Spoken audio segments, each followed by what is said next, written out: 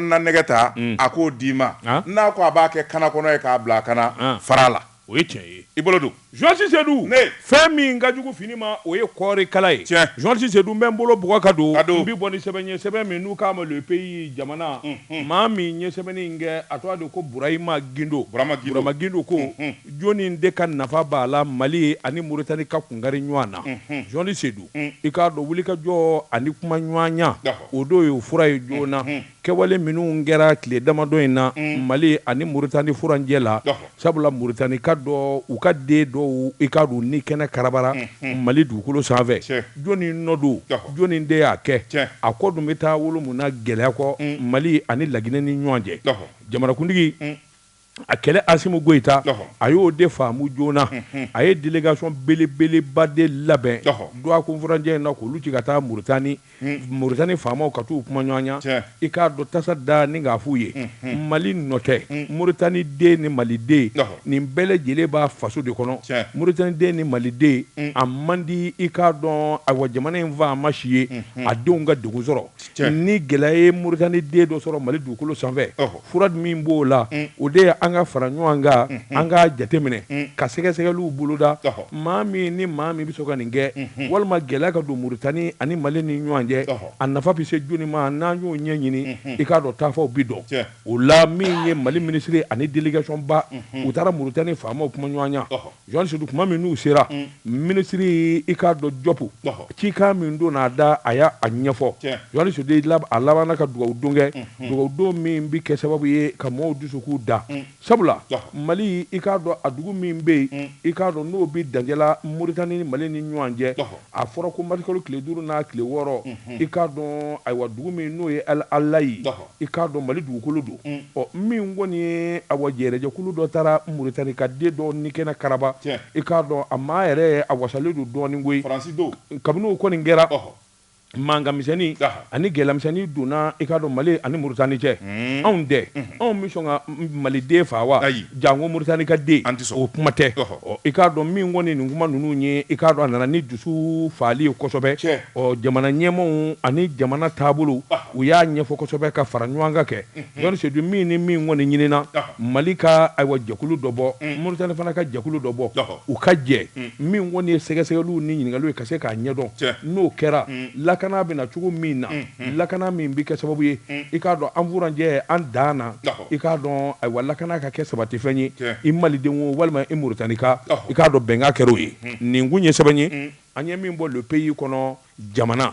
daba tunkara n'i ye sɛnugu tilennen ye kana ɲininkali kɛ kala b'a la ni tɛgɛ don ka bɔ ni sɛbɛn ye an ko min ma info matin ani nouvelle horizon an n'o fila ci ɲɔgɔn na Ablaye Ouattara fo ka taa se fɛn min ye Tokunna A Traoré ma u ko i da bɔra ka don nin kuma min na n'a bɛ ɲini ka kɛ gɛlɛya ye Mali ni Mauritanie cɛ Ala de farala an kan jamanakuntigi n'o ye président Assimi Goïta ye a ye cɛden minnu wuli ka taa ko in ɲɛɲini o kɛra sababu ye fɛn min ye Mauritanie faamaw ye u ka ko in faamu maa minnu ye ko in kɛ dibila u kun jigi b'a kan k'a fɔ nin bɛna kɛ kɛlɛba de ye Mali ni Mauritanie ni ɲɔgɔn cɛ n'a ma ɲɛ fɛn min ye ko in ye n'a gɛlɛyara a laban Mauritanie yɛrɛ bɛna a ka datugu Mali de ɲɛ wala Mauritanie bɛna kɛlɛkɛbolo de wuli ni ka na bin Mali kan sɛbɛnnikɛla ko in lawulilo de kama sabula siɲɛ fɔlɔ kɛra janvier kalo tile 17 dugu min bɛ n'o ye accord ye fɛn min ye maa 7 o su yera o ye Mauritanie ka den ye nin min kɛra kusan na maa dɔw yɛrɛ de tununa dɔw ko a bɛ se maa 30 ma u su ma ye u ɲɛnama ma ye u ta fan ma dɔn k'u tunu i b'a fɔ to bi na nugu la sɛbɛnnikɛla ko a ko n'i y'a ta k'a lajɛ nin kɔni ye Mauritanie kaw sɛbɛkɔrɔ kamana guwa nka sigikafɔw kɛlen Doha conférence in na fɛn min ye faamu ye dɔɔni o bi ɲini ka sɔrɔ sabula ko in kɛ ani RFI ani France 24 ka Mali armée jalakili daminɛ o si ma kɔrɔ ni si ye o kibaruya fɔlɔ min dira a ye Mauritanie faamaw sɛbɛkɔrɔ dimi u yɛrɛ ye communiqué kɛ ka jalakiba de bi Mali kan sɛbɛnnikɛla ko o yɔrɔnin bɛɛ colonel Assimi Goïta a y'a ka téléphone ta kikiw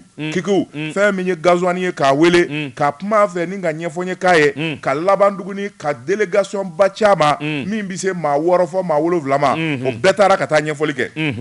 sɛbɛnnikɛla ko fɛn min ye Moritani faamaw ye u ko Bili Haki an kun sigilen don ni nin ye siga min n'a tun bɛ Mali kan siga bɔra o kan nka maa minnu tora an k'a ko ɲɛɲini sɛbɛnnikɛla ko fɛn min ye bɛnkan 5 ye u k'o ka sigi sen kan jɛkulu kɛrɛnkɛrɛnnen dɔ ka sigi commission conjointe minnu 2 bɛna jɛ ka sɛgɛsɛgɛli kɛ ko in bɛ se ka ɲɛdɔn cogoya min na Moritanika ani Maliden a 2nan n'o kɛra bɛnkan ye o ye k'a fɔ fɛn min ye wulikajɔ ka kɛ joona fɔlɔ min kɛra n'o kɛra janvier kalo tile 17 jaabi ka sɔrɔ la o kɛra dugu min na o ye accord ye o sɛgɛsɛgɛli kunfɔlɔ min n'o kɛra Mali fɛ jaabi minnu sɔrɔ la Moritanikaw k'o ka da u tulo kan n'o tɛmɛna ka bɔ yen maa minnu bɛ n'olu nɔyɔrɔ ko la fɛn min ye Mali ka se kɔnɔ o maa ninnu ka ɲangi min bɛ se k'a to u ka nimisa u ka kɛwale la o ye laɲini 3nan ye laɲini 4nan ani bɛnkan 4nan min n'a kɛra o de ye k'a fɔ jɛkulu dɔ ka sigi u ko min ma cadre de concertation conjoint hakilinaw ka kɛ kelen ye min n'a ɲɔgɔnna kow bi kɛ u bɛ se ka wulikajɔ kɛ cogoya min na o jate ka minɛ a 5nan fɛn min ye Moritani ani Mali o bɛna wulikajɔ de kɛ bɛnkan sɔrɔ la k'a fɔ yɔrɔ in yɛrɛ la n'o ye Mali ni Moritani cɛ frontière in kɔni patrouille belebeleba de bɛna kɛ sa Mali bi sɔrɔdasi dɔw di Moritani bi sɔrɔdasi dɔw di o tuma u bi sɔrɔ ka kojugukɛlaw kɛlɛ sɛbɛnnikɛla ko bɛnkɛra nin kan tɛgɛnɔbila kɛra o kan Mali yɛrɛ to a la ministre Ablaye Diop ale y'a tɛgɛnɔbila sɛbɛnnikɛla ko délégation seginnen kana Bamako u nana kana nin bɛɛ lajɛlen ɲɛfɔ colonel Asimi Goyita ye o yɔrɔnin bɛɛ sɔrɔdasi ɲɛmaa ye maa minnu ye n'olu bi kɛlɛ yɛrɛ kunna Asimi Goyita y'u ɲininka aw ka hakilina ye mun ye kɛlɛbolo bɛ dabolo jumɛn kan nin kungokolo ninnu kɔnɔna na u ko kɛlɛ yɛrɛ kɔni an bɛna dɔ de fara kɛlɛ kan sabula kungokolo in n'o ye Wagadu kungokolo in ye Bamanji jugu ani daga jugu caman de bɛ yen hali Faransi ka janfa caman bɛ Wagadu kungokolo in de la o yɔrɔnin bɛɛ Asimi Goyita ko n ye kɛnɛ di aw ma aw ka Moritani sɔrɔdasiw jɔ Moritani frontière la aw yɛrɛ k'aw jɔ Mali fanfɛla na a ka Bamanjiw kɛrunu daminɛ n'u k'u bɛ se Moritanikaw b'u kunji payi sɛbɛnnikɛla ko a ko o tuma min bi kɛ k'a da civil bɛɛ lajɛlen kulo kan maa o maa n'i yɛrɛ Wagadu kungokolo la tana gosilen kɔfɛ i bɛ fara jugu kan dɛ i ta filani kila civil o civil Wagadu kungokolo n bɛ taa lɔgɔ ɲini n bɛ taa magola wala n bɛ taa foro kɔnɔ a bila sabula maa o maa n'i yɛrɛ Wagadu kungokolo kɔnɔ nin waati in na i bɛ bɔrɔndɔ sɛbɛnnikɛla ko fɛn min ye Mali gouvernement ye u ye communiqué kɛ k'o da bɛɛ lajɛlen kulo kan communiqué min n'o sɛbɛkɔrɔ mɛnna a ko kɔfɛ colonel Asimi Goyita ko ministre de la défense fɛn min ye sariyatigi ye minnu bɛ e ka fanfɛla la ni sɔrɔdasi ko wulila e de b'a jateminɛ o tuma fɛn min ye enquête ye procès verbal a di yan n ka taa di Moritanikaw ma min bɛ se k'a to an ka sigi faamuyali ka kɛ o yɔrɔnin bɛɛ fɛn min ye procureur militaire ye ale fana ye kunnafoni di kɛ k'a fɔ sɛgɛsɛgɛli kunfɔlɔ minnu ani jaabi minnu sɔrɔla olu bɛna da diɲɛmaa kulo kan kiiri tigilama minnu bɛ yen sɔrɔdasi kunda olu ye wulikajɔ ni baara daminɛ u bɛna taa Moritani u bɛ taa jamana Mali yɛrɛ a kɔrɔnfɛlaw na ani fɛn min ye sɛgɛsɛgɛliw ye u bɛ t'o kɛ ni wocɛ kɔnɔna ninnu na min bɛ se k'a to jaabi minnu sɔrɔla ka t'u ɲɛda ko in yɛrɛ kan maa 7 min n'o su yera u bɛ t'o su yɛrɛ wɔgɔbɛ ka t'u ɲɛda su kan awɔ ni dɔgɔtɔrɔw médecin légiste u b'o da u yɛrɛ kan maa 30 min n'o ɲɛma tununnen bɛ yɔrɔ dɔ fɔlen bɛ k'a fɔ u tarasi yera ye dɔw y'a fɔ k'a fɔ u fagara de dɔw ko tunukɛla n'u ye fɛn min ye lakana finitigiw yɛrɛ ye kiiritigɛw la u ka finitigiw olu yɛrɛ de bɛ taa kɛnɛ kan ka t'u ɲɛda ko in kan ni ka taa seereya n'o bɛɛ kɛra waati min na jaabi min mana sɔrɔ la o bɛ da Moritanikaw kulo kan o tuma Mali yɛrɛ a bɛ kɛlɛ kɛ ka ɲɛsin bolo min ma kɛlɛ bɛ ɲɛsin o ma kunnafoni filɛ nin ye an ye min zalo ka bɔ Info Matin ani Nouvelle Horizon kɔnɔ u ka bi bɔli la ne koko ni ngurunin bɛ nin bɛ maa ni sigi ɲɔgɔn cɛ kuma kungurunin ye Jɔn Sedi k'a dɔn n bɛ bɔ ni sɛbɛn ye sɛbɛn min n'u k'a ma 22 septembre yɛlɛma hɔrɔnya don sɛbɛnnikɛba a tɔgɔ de ko Jalo ale kɔni ka baara bɛnnen bɛ sɔrɔdasikuluw nɔfɛ taama ma n'u k'u siralabɔ k'u ka kɛwalew ta k'a da kɛnɛ kan Jɔn Sedi k'a dɔn tile 2 in na wulikajɔ min bolodalen don an t'a dabila fɛn min ka jugu wo kɔnɔ fɛn ma Jɔn Sedi k'a dɔn di t'an di maa ci a mɛn o mɛn a na bɔ Bamanjɛ wale min n'a kɛra kɔsa in na a ye sɔrɔdasikuluw tɔnsi jɔ kɛkɛw Jɔn Sedi k'a dɔn sigi tɛ kɛ bilen k'u kɔnɔ bingani tɛ ɲɛɲini bilen mugujugu donni dugukolo jukɔrɔ o tɛ kɔnɔ bilen Jɔn Sedi k'a dɔn Bamanji suma bi yɔrɔ o yɔrɔ sa i k'a dɔn o de bɛ ɲini sa ni ka t'o da kolo di k'o filenkolon di matikalo tile 9 tɛmɛnen Jɔn Sedi b'a ye k'a fɔ min ye état major de l'armée i k'a dɔn kunnafoni diw ani wulikajɔ ni sɛgɛsɛgɛliw la u bɛ Bamanjiw ka k'u nɔbɔ Jɔn Sedi k'a dɔn mana kɛ Mali yɔrɔ o yɔrɔ Sana dugu la mɛnɛmɛnɛ dingɛ kɔnɔ Jɔn Sedi k'a dɔn u bɛ t'u wɔgɔbɛ min ye kɛlɛtigi ye sɔrɔdasi kɛlɛbolo min wulilen don n'u k'a ma ko kɛlɛtigi Jɔn Sedi k'a dɔn u ka wulikajɔ matikalo tile fɔlɔ san 2022 ka n'a bila bi la Jɔn Sedi k'a dɔn o ye wuli ka jɔ ani jateminɛ minnu kɛ jɔn sidi k'a dɔn a dɔnnen don Bamanji Hawujara u ja wulilen don fa bɛɛ lajɛlen kɔni gɛn bɛ bukɛnɛ u fɛ jɔn sidi k'a dɔn o de suma na o suma de bɛ minɛ sa ka taa tɛgɛ du ka ngami u ko jɔn sidi min ye Maliko o fana sɔrɔsiw ka kɛlɛbolo kura ye min fana labɛnnen don jɔn sidi k'a dɔn wuli ka jɔ ani jateminɛw bolo kan i b'a ye k'a fɔ u ye taama kɛ taama min n'u ye furali kɛ fo ka taa jɛ sabula min ye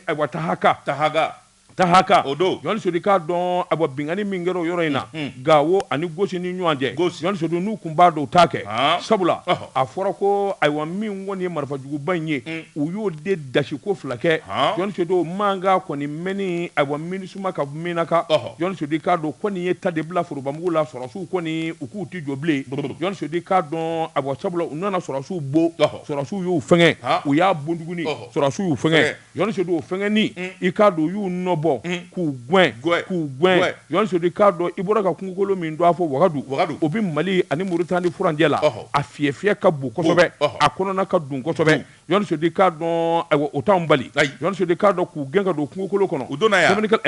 Mali sɔrɔsiw donna u y'u gɛn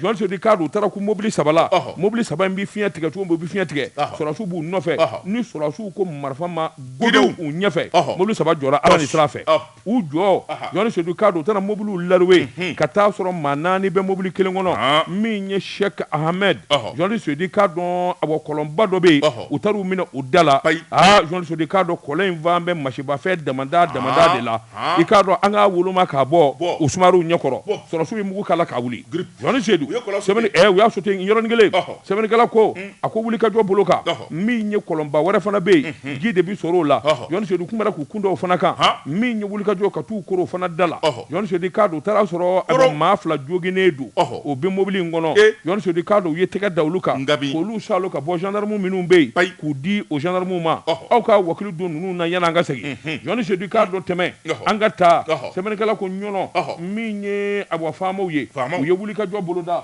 tuma min u bɛ se ɲɔnɔ jamana na u taara sɔrɔ i k'a dɔn ayiwa donso dɔw bɛ yen olu kɔni k'u jamana kosɛbɛ jɔn sodi k'a dɔn olu jamana u y'olu fara ɲɔgɔn kan marifa min b'u bolo n'u ko marifaw bɛɛ lajɛlen minɛ min ye PM den 8 ye sɛbɛnnikɛla ko Moti Bajangara jɔn sodi k'a dɔn terroriste 5 tɛgɛ taara da olu kan ngami jɔn sodi k'a dɔn a n'u dɛmɛbaw n'u nɔfɛmaw u bɛɛ lajɛlen minɛ maa min jara sɔrɔsiw yɛrɛ kosɛbɛ u ye cɛ 6 fana minɛ olu de ye mugujigiw dilanbaa ye jɔn sodi olu ye maa kalannenba ye minnu kɔni di siran abada hélicoptère nana sɔrɔsiw dɛmɛ o baaraw la jɔn sodi k'a dɔn u ye tɛgɛ da olu kan sɛbɛnnikɛla ko Karige i k'a dɔn kilomètre 30 o bɛ o ni Seware cɛ jɔn sodi k'a dɔn maa 20 min ye wuli ka jɔ ye u nana tɛgɛ da k'a bɛɛ lajɛlen mototigi olu fana labɛnnen kun don o kojugukɛ de kama u ma dan u ma jɔn sodi k'a dɔn u tɛmɛna ni baara ye u bɛ sɛgɛsɛgɛli la u bɛ laraweli la jɔn sodi u taara kun mototigi maa 100 wɛrɛ maa 20 wɛrɛ la olu ye moto fili k'u sen tigɛ ni jaja lew jɔn sodi k'a dɔn olu sumana sɛbɛnnikɛla ko a ko n'i y'a ta k'a lajɛ jɔn sodi k'a dɔn dugu min a bɛ lamini min n'o ye Pisa ye Pisa ani Bayi olu bɛɛ lajɛlen bɛ Bajangara mara la sɛbɛnnikɛla ko u nana wuli ka jɔ boloda k'e yen fanfɛlaw k'o fana mɔmɔ marifa 66 jɔn sodi k'a dɔn tɛgɛ dar'o kan pistolet automatique o dendan min ye AK-47 o 6 jɔn sodi k'a dɔn nin bɛɛ lajɛlen marifajugu ye minnu dabɔnnen don tiɲɛni kama sɛbɛnnikɛla ko a bɔ opération kɔni bɛ sen na sa jɔn sodi k'a dɔn 3 min ye AK-47 3 min ye karabini 6 moto 5 jɔn sodi k'a dɔn ani biton min n'o bɛ kɛ ka tasuma ni fɛnw wuli jɔn sodi terrorisiw ta don u ye tɛgɛ da o fana kan k'o bɛɛ lajɛlen nɔɔni ɲɔgɔn na sɛbɛnnikɛla ko a ko wuli ka jɔ bolo kan jɔn sodi k'a dɔn a bɔ min ye Kucala mara ye k'a ta o bolo kan sa u nana wuli ka jɔ fana boloda kungokoloba dɔ bɛ yen u k'o ma ko Bura kungokolo ani Mahu jɔn sodi k'a dɔn patrouille nana don kɔnɔ k'o laroué k'a lama jɔn sodi k'a dɔn ka taa cɛba kelen minɛ o ye terroriste kelen ye jɔn sodi ka tɛgɛ don ka k'o di gendarme ma o kɛra Bura u nana wuli ka jɔ boloda Sikaso Buguni Kulukɔrɔ k'o bɛɛ lajɛlen mɔmɔ ɲɔgɔn fɛ sa jɔn sodi k'a dɔn ka n'a ye k'a fɔ min ye Bamanju u dɛmɛbaa dɔw bɛ yen jɔn sodi k'a dɔn siga t'olu la fiyewu u nana tɛgɛ da olu fana kan ngami jɔn sodi k'a dɔn olu fɔnɔna olu fɔnɔnen jɔn sodi k'a dɔn yan ka di yen ye u dogo bɛ wo kɔnɔ sa u ye yen bɛɛ lajɛlen bɛnbɛn k'a bɛnbɛn jɛ k'a fura k'a jɛ n'a y'i bɔ kɔnɔ ani wara kelen-kelenw na Jon Seydou fɛn tɛ bilen payi ni mun ye sɛbɛn ye l'armée an ye min bɔ 22 septembre kɔnɔ yɛlɛma hɔrɔnya don Jɛka pub k'a ka feerefɛnw lakodɔn nɛgɛ kanɲɛ 12 sera Bamako k'a fɔ jiginɛw ka bonyamasegin bɛ aw ye Jɛka pub k'a ka feerefɛnw lakodɔn Jon Seydou n bala cogo bɛ di Dabatungara ne bɛ tɛgɛ don o bi kɛ sɛbɛn ye an ko min ma le soir de Bamako wula Siriba n'o ye Laya Jara ye nin y'a ka sɛbɛn ye Laya Jara ko a ko fɛn min ye Bamanji walew an'u ka danɛmɛ wale i ye min fɔ o ye Amadu Kufa a n'a nɔkan Bamanji misɛnninw ye nka jɛkulu jugu min bɛ n'olu wulila Libi ka wuli fɛn min ye Siri jamana kan ani Iraki n'u bolofara bɛ Mali la u k'olu de ma État islamique au Grand Sahara n'a y'i diya a ko Daesh n'i y'a mɛn Daesh o ye maafalajugu olu tɛ hinɛ dɛ Daesh la hawla wala quwata illa billahi toki olu ka farin Daesh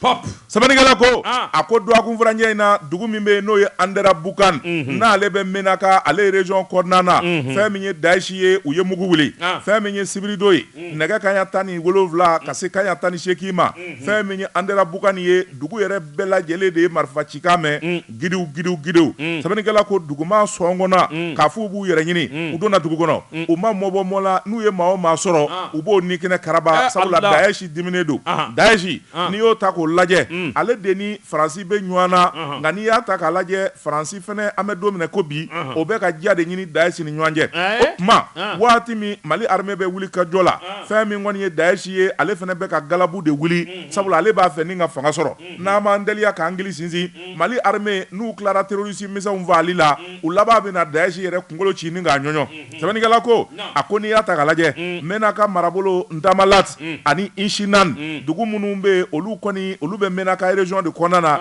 yenkaw kɔni sɛgɛnna sabula fɛn min ye maa caman ye o y'olu ni kɛnɛ karaba minnu kunna ka di olu ye boli ani taali fisaya ni sigili ye maa caman bɛ yen minnu n'olu y'u yɛrɛ ɲini ka taa dugu min bɛ n'o ye Abala o kɔni o ka surun Niger la dugu wɛrɛ bɛ yen min n'o bɛ Menaka n'o ye Igizigarahan olu kɔni maaw olu caman bɛ yen olu ye minɛnw jɛ ni ka yɛrɛkɛ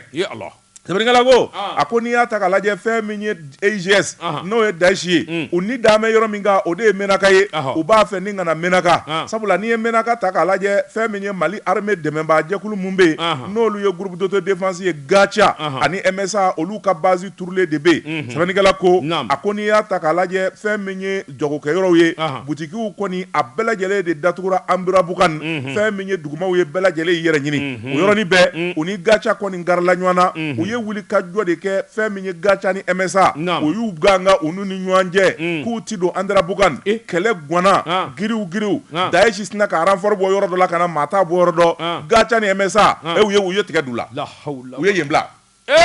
sɛbɛnnikɛla ko a ko fɛn min ye Andera Bukan n'a lamini nin Bamanji jugu ninnu ani maafala kulew u ye fa bɛɛ lajɛlen de k'u senɔ ye maa o maa bɛ yen ani mugutigi fɛn fɛn bɛ yen bɛɛ lajɛlen y'i yɛrɛ ɲini sɛbɛnnikɛla ko a ko fɛn min ye mouvement pro gouvernemental ale bolofara min bɛ yen n'o ye Gacha ye a maa ɲɛmaa dɔ bɛ yen ko min ma Musa Ag Asharatuman o y'a jira k'a fɔ fɛn min ye olu kɔni ka kɛlɛkɛcɛ ye a maa 20 fɔ ka se maa 30 ma olu kɔni tora fɛn min ye kalo in tile 8 ka taa bila kalo tile 9 la dugu min n'o ye Tamalat ani Inshinan sɛbɛnnikɛla ko a ko n'i y'a ta k'a lajɛ fɛn min ye Faransikaw ye n'i y'a dɔn olu n'u turulen bɛ Gao ani Menaka in de ni ɲɔgɔn cɛ fɛn min ye Daesh ye u ka maa dɔw bolibaatɔ ser'olu ma ye olu fɛnɛ y'u dimi bɛɛ lajɛlen ta ni ka sɔr'olu la sabula Faransi kɔni tɔɔrɔlen don ko in na wa u bi tɔgɔ ɲini sɛbɛnnikɛla ko a ko n'i y'a ta k'a lajɛ fɛn min ye kɔnba ninnu ye kɛlɛbolo kɔni a nana juguya fɛn min ye MSA ani Gacha maa caman kɔni bɛ olu ni tora sabula fɛn min ye Daesh ye u ye kɛlen bɛ k'u ni da yɔrɔ min kan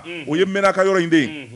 sɛbɛnnikɛla ko a ko fɛn min ye marisikalo tile 12 n'u bɛna Sibirido ma tuguni u ye wuli kajɔ dɔ wɛrɛ kɛ wuli kajɔ min n'u y'o kɛ fɛn min ye Niger frontière fanfɛla na wuli kajɔ in senfɛ fɛn min ye terroriste caman ye olu kɔni kɛlɛ kɔni goyara olu la sɛbɛnnikɛla ko a ko n'i y'a ta k'a lajɛ fɛn min ye jɛkulu min bɛ n'o ye MSA ye ale ye terroriste ninnu ale jiginn'u kan kosɛbɛ u y'u yɛrɛ ɲini MSA yɛrɛ a ka maa dɔ bɛ yen n'o ye Fahad Alamudu ye ale kɔni y'a jira k'a fɔ u ye wulikajɔ min kɛ an'u ye cɛsiri min kɛ o fusayara kosɛbɛ jɛkulu wɛrɛ bɛ yen o ko min ma cadre stratégique permanent o y'a jira k'a fɔ fɛn min ye olu ka jɛkulu caman ye o maa caman bɛ yen minnu fana tora kɛlɛ la nka fɛn min ye Daesh ye u kɔni y'u détourné ni k'u kunsi fan wɛrɛ fɛ sɛbɛnnikɛla ko nin kunnafoni ninnu jarunen Mali armée kɛlen ka nin mɛn fɛn min ye chef d'état-major général colonel général Umaru Jara a kɛlen ka nin mɛn o yɔrɔnin bɛɛ a sina ka avion wuli ten k'i kun da Menakaka yan ka di ni ye ye o a taara tɔ bɛ nɔɔni sɛbɛnnikɛla ko ale kɛlen ka avion wuli Daesh ka mobiliw an'u ka kɛlɛcɛw yaaralen bɛ cɛɲɛ kan u kɛlen ka maa ninnu u kɛlen k'u bololafɛnw minɛ u condamné ni avion ko giriw kulekan cayara la hawla wala quwwata dɔw bi anglais fɔ dɔw bi chinois fɔ dɔw bi kan dɔw fɔ i t'a si dɔ yɛrɛ dɔw bi américain kan fɔ Daesh dɔw bi arabu kan fɔ kan min bi fɔ ni t'o si dɔn o de ye wasiko ka ye wasiko sɛbɛnnikɛla ko a ko fɛn min ye Mali armée de l'air ale ye wuli ka jɔ kɛ Menaka a kungokolo ani fɛn min y'a cɛnjɛ kan dimanche don mars kalo tile 13 u ye yen zalo fɛn min ye Mali a armée ye n'u ko giriw fɛn min kɔni ye Daesh ye minan fɛn fɛn b'u bolo motow a n'a bolimafɛn armée tigɛ don a bɛɛ lajɛlen la maa o maa ye kɛlɛ in kɛ Menaka kungokolo la armée y'a bɛɛ lajɛlen si la tunu yɔrɔnin kelen bop u bɛɛ tora yen vive l'armée sɛbɛnnikɛla ko n'i y'a ta k'a lajɛ fɛn min ye Gacha ani MSA ye olu se kun ban n'olu ye pewu sabula an bɛ don minɛ ko bi maa ninnu kɛlen bɛ ka cɛnjɛ de tigɛ k'u ka maramafɛnw dogo yen an'u ka tajiw a bɛɛ lajɛlen de wugumana armée fɛ kɛlɛbolo min kɔni taara bi Menaka dugu ninnu kan o kɛlɛbolo kɔni o tora i n'a fɔ Mondoro ta o kɛra cogoya min na sɛbɛnnikɛla ko armée kɔni a bɛ yaala la nin waati in na u sigalen bɛ yɔrɔ o yɔrɔ la n'o bɛ se ka k'u dogo yɔrɔ ye an ka sɔrɔdasiw n'o ye an ka armée de l'air ye u bɛ ka mugu suru yen kan u tununen bɛɛ bi i b'a fɔ tobinen bɛ nugu la wa fɛn min ye jateminɛ ye n'i y'a mɛn ratissage o de bɛ sen na yɔrɔ o yɔrɔ bɛ yen k'o bɛ se ka k'u dagayɔrɔ ye Mali hélicoptère positionné don ni ka yen kɔnɔ ni dɔ ye den ye o k'i kun bɔ an b'o to cɛnɲɛ jukɔrɔ ni min valen don a fa n'a ba sinji la o ka kuma sisan Mali armée tɛ yan l'armée du Mali kunnafoni bɛ nin ye an ye min zalo ka bɔ Nouvelle Horizon kɔnɔ a ka bi bɔli la ani Soir de Bamako Jibi i tɔn ka Tesara premier min o ka kɛ Jɛka pub k'a ka feerefɛnw lakodɔn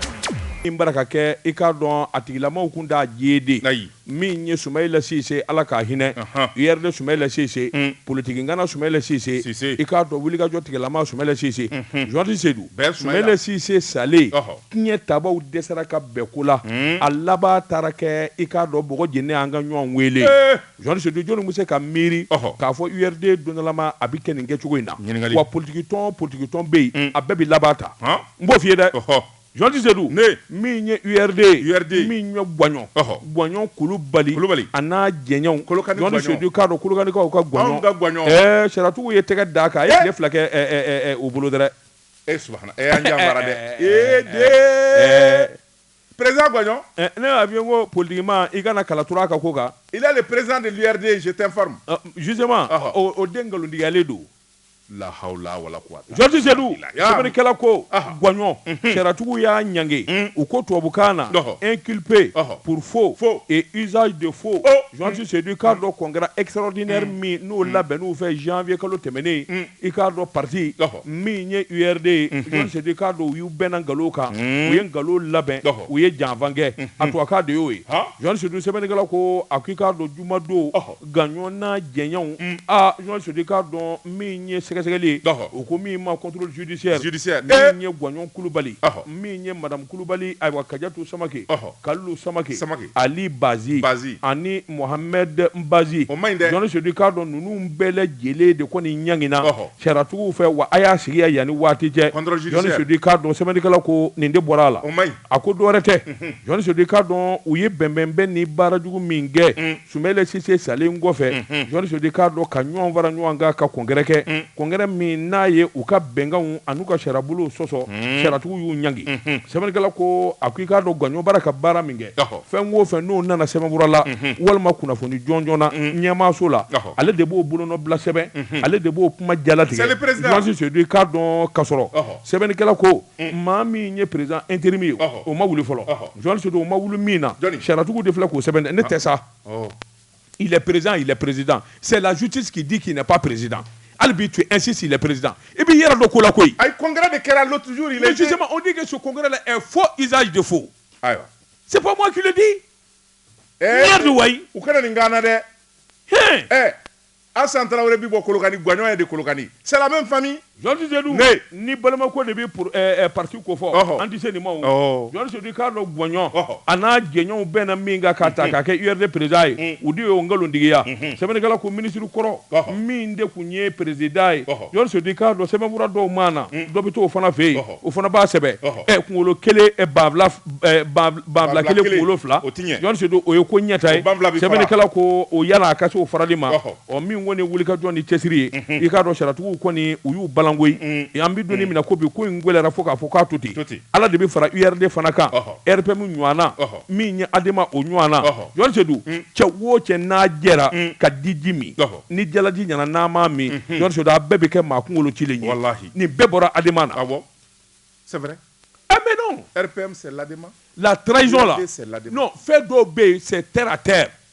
i ma pare n'a ya po e ma pare n'a ya a bɔra sinidi la a dɔ ni bɛtɛ y'u kelen maaya bon maa ma jɛra a jɛra ka jɛkulu sigi maa minnu man'u fori ka bɔ a la walima ka kɛ sababu ye k'a ci a tɛ taa yɔrɔ jan et regarde la finalité de tous ces partis politiques tu vas voir i ka nin kuma in c'est bien réfléchi ɲɛna ko ne bɛ n kun fɛ o e t'i kun fɛ dɛ i t'i kuma lankolon fɔ dɛ n'aw ye jɛkulu kɔni dilan maa o maa kɛra sababu ye k'a ci wala k'a fara da la k'a fɔ olu tigiw de b'i lanɔgɔ mais justement u tɛ kɛ foyi ye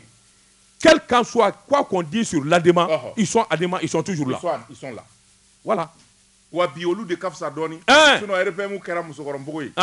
URD kele fle musokorombogo yi.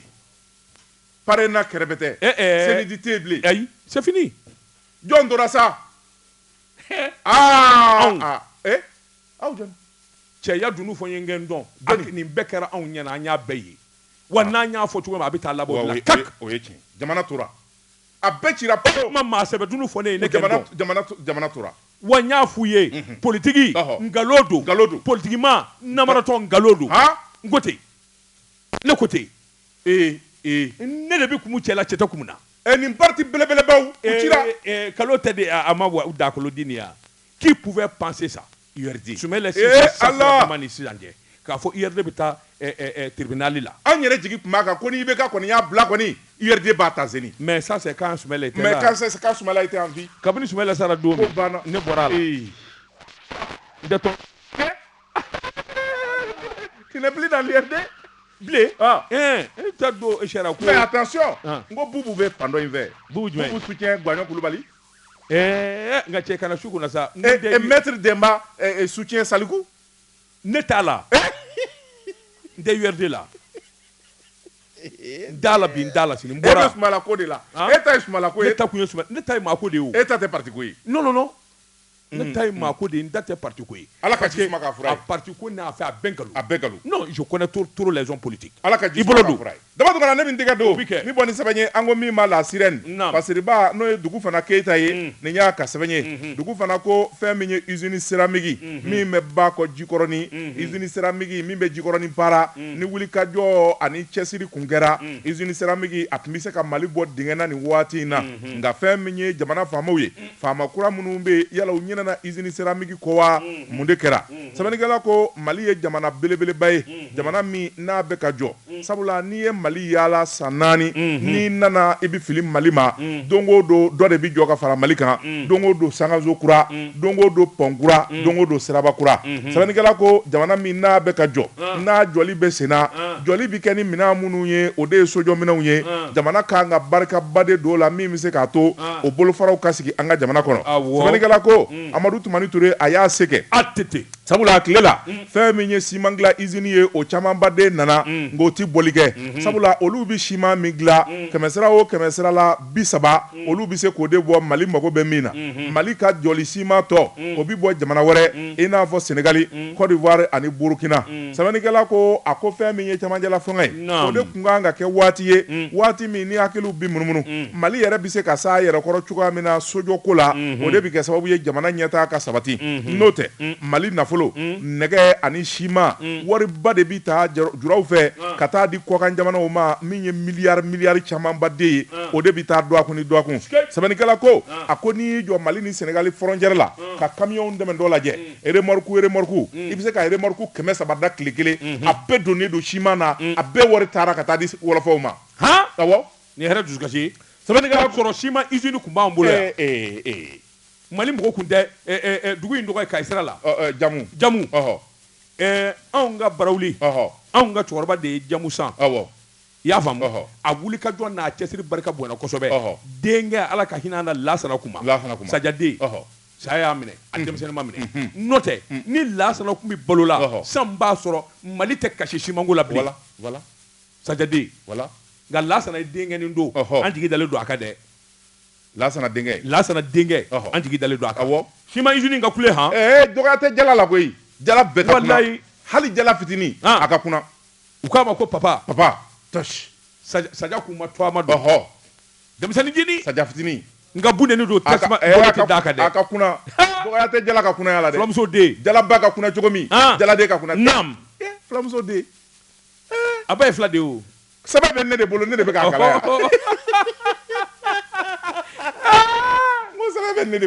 Ala Sajaden Lasana sɛbɛn tɛ sa an bɛ ka kuma usine céramique de kan i yakili de jigi kɔrɔlenbaw la o naam sɛbɛnnikɛla ko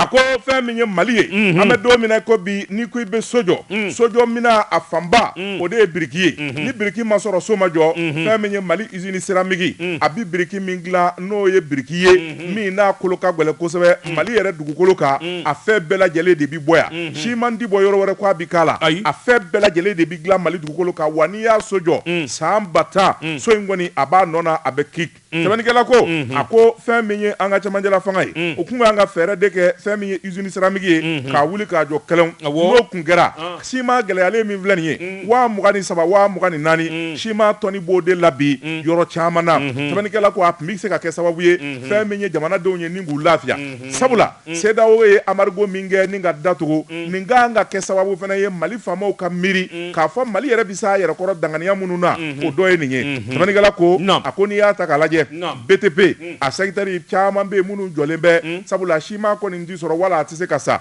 sɛbɛnnikɛla ko fɛn min ye juraba dɔw bɛ yen minnu kɔni kɛlen bɛ k'a k'u ka sɔrɔ sira ye olu kɔni bɛ wari yara cogo min u b'a yara ten maliden jugaro wari du fosi tɛ ko hali n'a kɛra kulukulu ye ni maa min t'o jɔ bɛɛ ko n ka so jɔ Bamako nka bɛɛ ka wari de bɛ ta ka taa di wɔlɔfɔw ma wala Alasani Daramani Ouattara nanama sumalen ma ka usine céramique to an bolo yan